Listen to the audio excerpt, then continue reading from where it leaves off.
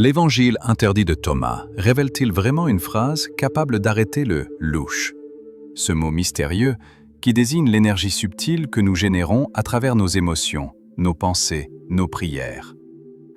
Mais si cette énergie était récoltée à notre insu, si nos souffrances, nos peurs, nos angoisses nourrissaient des entités qui se délectent de cette substance éthérique, avons-nous été maintenus dans l'ignorance d'un pouvoir ancestral, d'une formule sacrée capable de nous libérer de cette récolte invisible?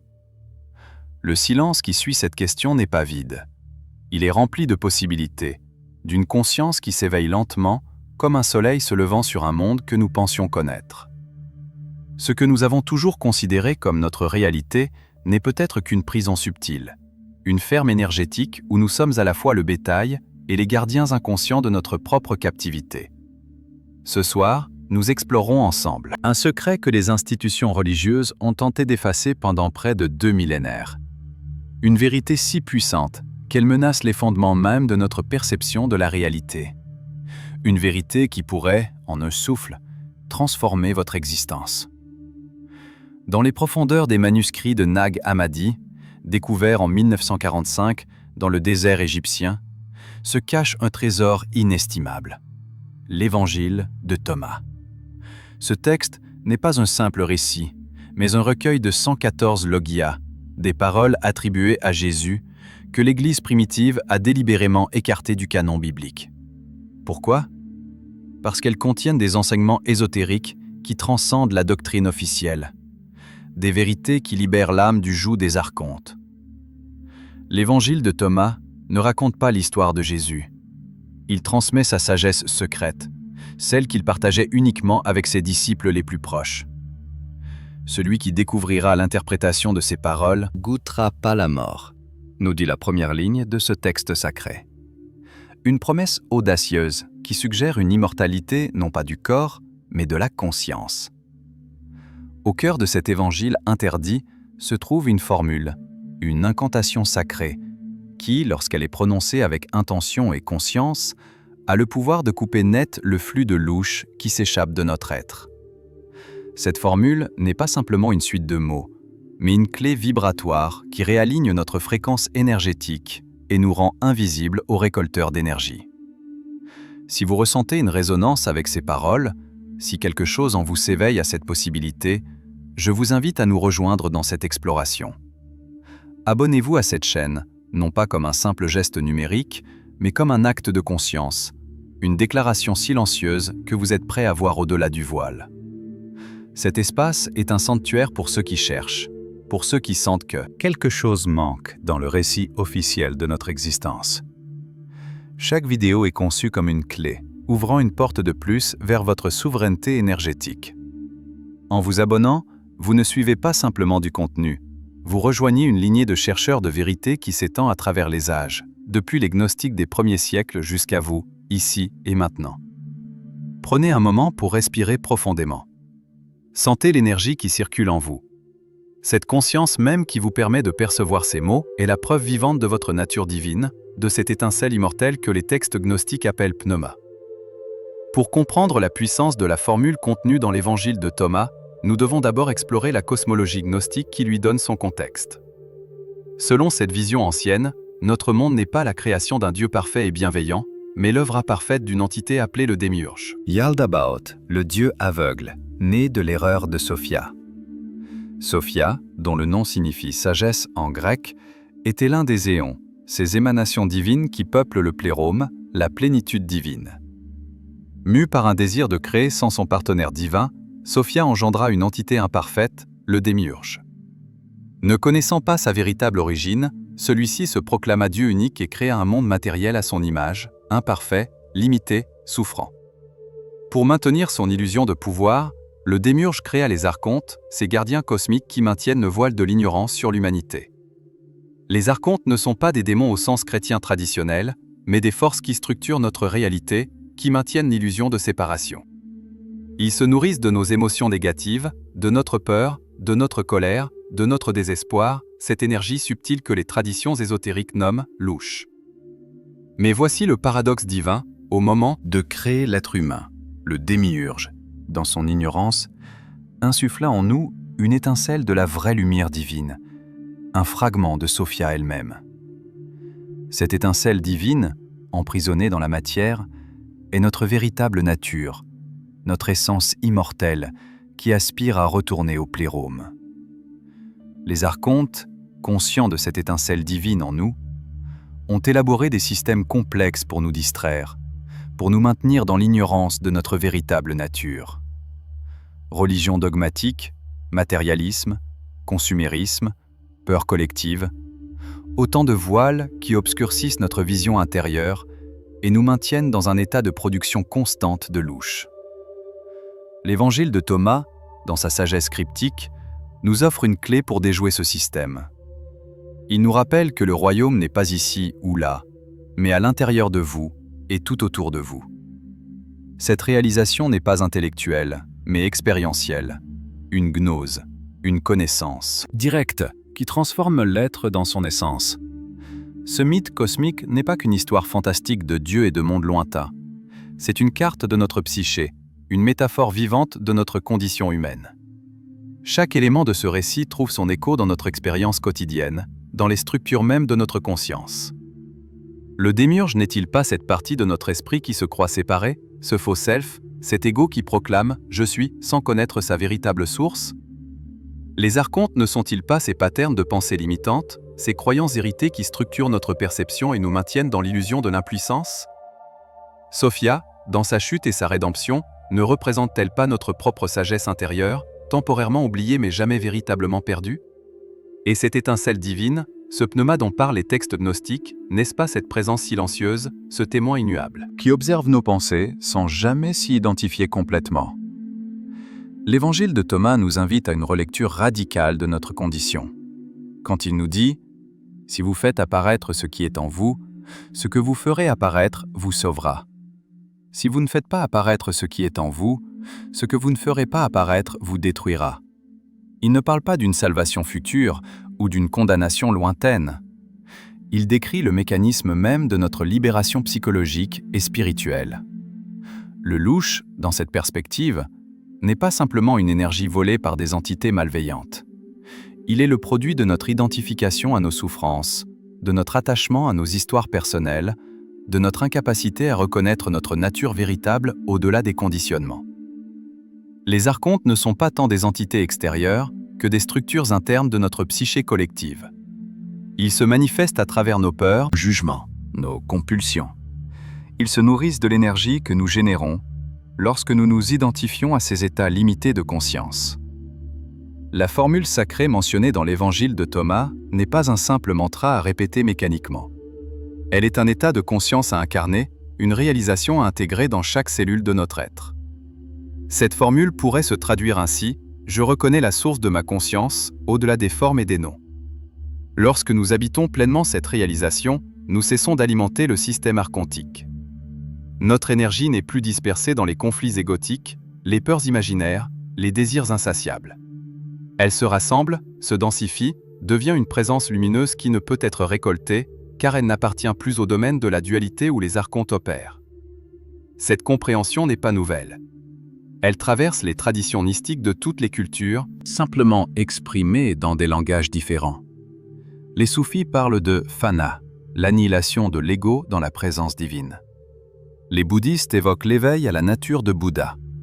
Les védantins décrivent la réalisation du soi au-delà des identifications limitées. L'évangile de Thomas, dans sa simplicité profonde, nous ramène à cette vérité essentielle. Le royaume des cieux est à l'intérieur de vous et tout autour de vous. Lorsque vous vous connaîtrez vous-même, alors vous serez connus et vous saurez que vous êtes les fils du Père vivant. Si ces paroles éveillent en vous une reconnaissance profonde, une résonance qui va au-delà de la simple compréhension intellectuelle, je vous invite à manifester cette connexion. Laissez une trace de votre présence consciente en aimant cette vidéo.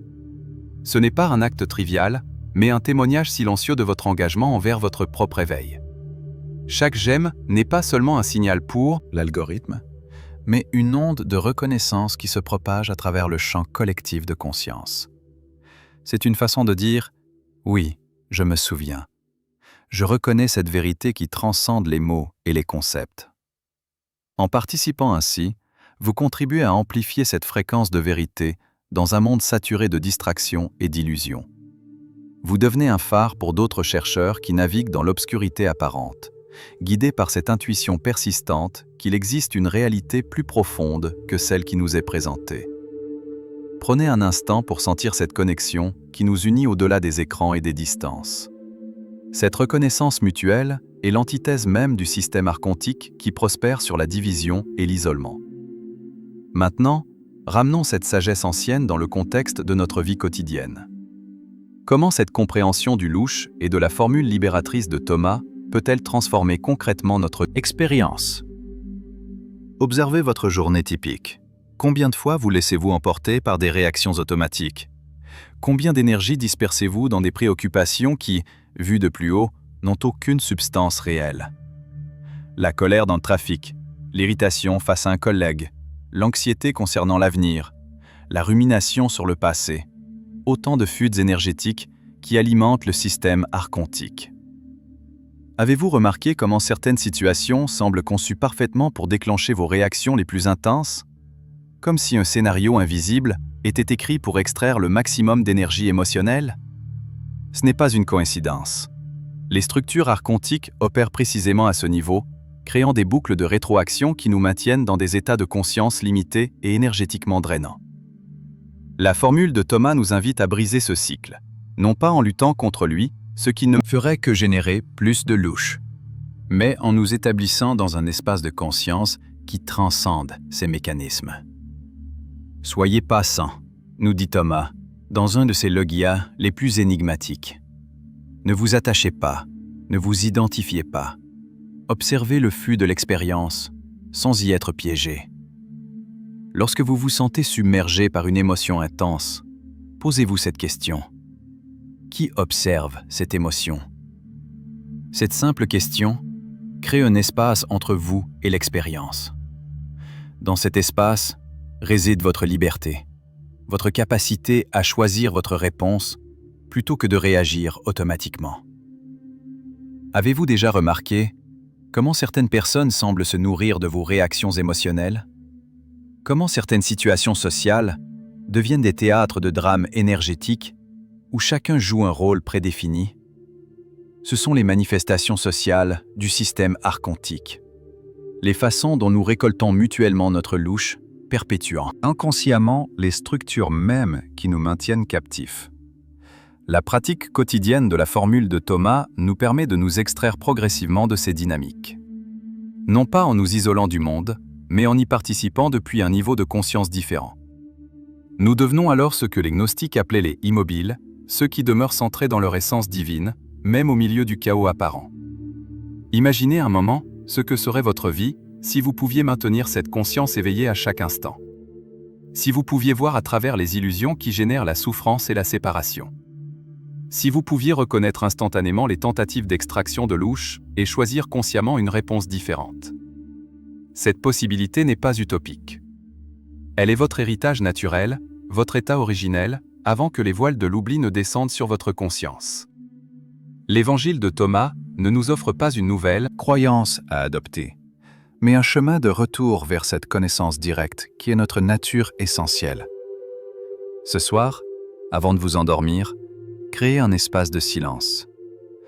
Asseyez-vous confortablement, respirez profondément et prononcez intérieurement cette formule inspirée de l'évangile de Thomas. Je suis la lumière qui est au-dessus de tout. Je suis le tout. Le tout est issu de moi et le tout revient à moi. Fendez le bois, je suis là. Soulevez la pierre et vous me trouverez. Laissez ces paroles résonner non pas comme une affirmation de l'ego, mais comme une reconnaissance de votre nature véritable qui transcende toute identification limitée.